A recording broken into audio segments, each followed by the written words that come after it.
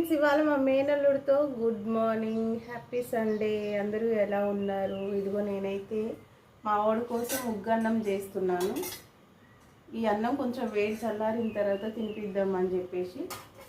ఇందులో ఉగ్గన్నం అంటే కొద్దిగా ఎర్రపప్పు, కందిపప్పు, బాదం పప్పు, పిస్తా పప్పు, కొద్దిగా బియ్యం అన్నీ కొంచెం డ్రై రోస్ట్ లాగా చేసి అవి చల్లారిన తర్వాత మంచిగా మిక్సీ పట్టి పొడి చేసి పక్క పెట్టుకొని కొంచెం మనం వండేదానికి ముందే ఒక 2 స్పూన్లు కొంచెం అంత వాటర్లో వేసి నానబెట్టేసి తర్వాత వేడి నీళ్ళు పెట్టి అందులో వేసి ఉడకబెట్టాలన్నమాట.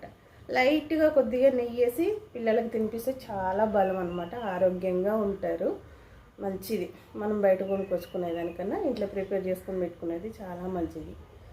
ఓకేనా ఫ్రెండ్స్, వీడియో నచ్చితే లైక్ చేయండి, షేర్ చేయండి, సబ్స్క్రైబ్ చేయండి. ఈ సండే ఏం వండుకున్నారో అట్లనే కామెంట్ చేయండి.